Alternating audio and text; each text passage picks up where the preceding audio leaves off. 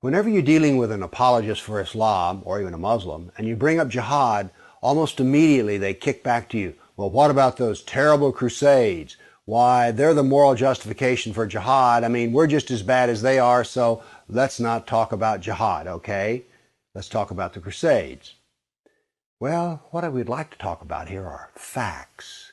And it turns out I sat down and put together some work, and I created a database of some 548 battles that Islam fought, jihad battles against classical civilization. And these aren't even all the battles. It really doesn't say much about Africa and India, Afghanistan and all that. It's primarily the battles against the classical civilization of Rome and Greece. So, 548 battles is a lot, and it's too much to even comprehend. So I created something which I call a dynamic battle map, in which you have a display of the Mediterranean, and a white dot means that this 20-year period, that's a new battle. So every time the screen changes, it's 20-year period. The colors white turn to red, and so you can see a history. This may seem a little confusing, but I think when you see it, you'll know exactly what I mean. And here it starts. Islam burst out of the Arabian Peninsula and immediately starts attacking the Middle East. And notice that it doesn't take long until they're crossing the Mediterranean and attacking southern France and Spain. Notice something here. Most people think of Islam, they think of Arabs, they think of desert, and yet here we see that Islam is projecting power throughout the Mediterranean. Notice how the little islands of the Mediterranean are getting hammered. The navy of Islam would attack coastal towns, kill, rob, rape, and then take slaves. So this whole battle map, as it unfolds, you're seeing slaves being taken. Over 1 million slaves were taken out of Europe into the Islamic world. That's something you don't think about much, but it's absolutely true. There were over 200 battles fought in Spain alone. And we also see, however, on the east coast in Turkey, that Islam is trying to break into Europe.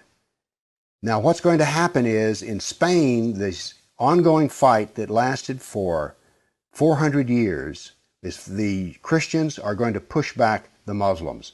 But now then, what has happened over in the east is that Constantinople has fallen, and now then Eastern Europe is getting hammered. The jihad now comes to Eastern Europe. It's pushed out now of Spain. Northern Africa is now completely Islamic. The Middle East is completely Islamic. This is all jihad, relentless jihad. And why is it so relentless? Well, Muhammad was relentless in his jihad.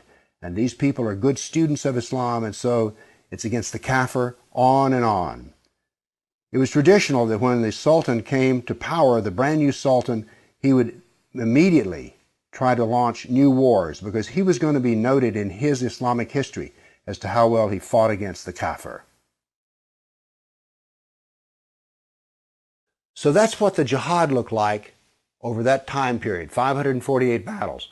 But remember, when you bring up jihad, people want to bring up the Crusades. So I also prepared a dynamic battle map of all the offensive raids of the Crusaders. Let's watch it and make a comparison.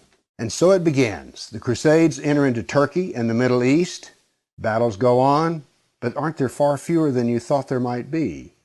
And here we go. The last battles are fought, and that is the end of the Crusades. So now then we can talk about some facts.